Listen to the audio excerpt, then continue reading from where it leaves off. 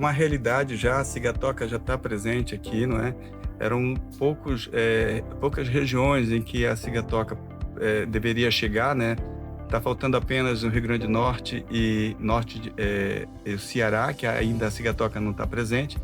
E aqui no norte de Minas foi o último relato do ano passado. Então, de lá para cá, há a preocupação dos produtores, a doença já está presente, a gente foi em alguns lugares aí e percebeu que realmente os sintomas já são bem evidentes, né? Então, a doença já está presente, já começa a causar danos e é uma revolução silenciosa, porque o aumento do número de fungicidas a ser aplicado vai aumentando gradualmente à medida que vai se percebendo o aumento da severidade.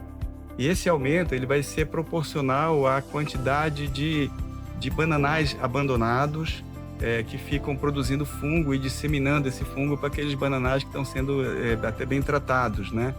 Então, nós vamos precisar dar uma atenção especial a essas áreas que não são mais produtivas, né? Que podem ser abandonadas e que os bananais abandonados constituem a principal fonte de inóculo e que a gente precisa dar um destino. Então, o produtor deve, ou se não for continuar na atividade, deve erradicar ou então substituir por variedade resistente, que já tem disponível material aí, banana prata platina, ou então a maçã princesa também, que são recomendações da Embrapa, são materiais que se comportam como resistente à cigatoca negra.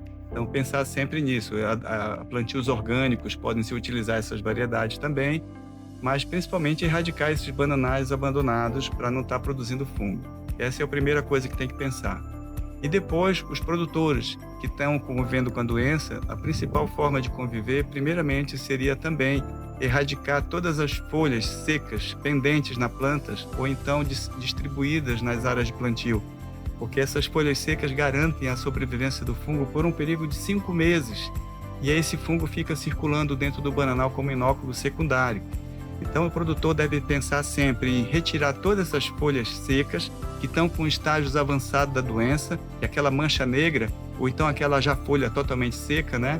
E fazer a montoa dessas folhas ou enleiramento entre as linhas, porque isso vai constituir verdadeiros compostos orgânicos. Todos os nutrientes vão retornar para a planta e a gente consegue matar esse fungo que está nessa folha, presente na folha. A gente consegue matar quando a gente tira a folha da planta e vira para baixo, né? E amontoa. E você vai enleirando, sempre abafando esse inóculo.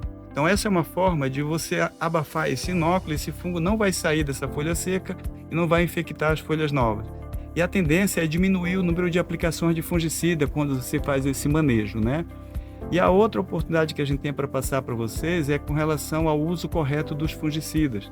Tem fungicida sistêmico para aplicar no período chuvoso e os protetores no período seco, né? Ou se for usar um período fungicida protetor, que principalmente o mancozeb, que ele é utilizado como estratégia antirresistente, e começar a incluir o mancozeb já nas primeiras aplicações a partir de agora, porque não existe população resistente a ele.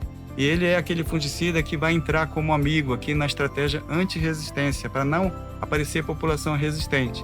Então, essa é uma estratégia importante, né?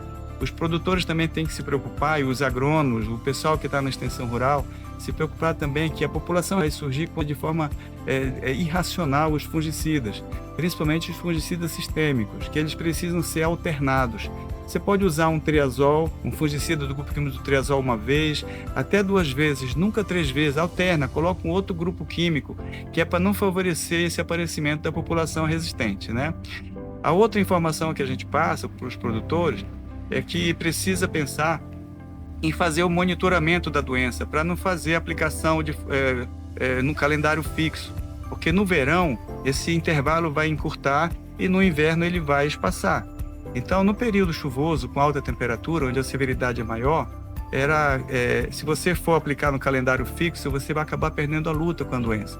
Então, a gente veio dar o treinamento para o pessoal aqui da região do norte de Minas, com relação ao monitoramento, porque não basta você ter um excelente fungicida, não basta você fazer uma boa mistura, um bom preparo de calda e você aplicar com o melhor método de aplicação se você aplicar no time errado, na hora errada.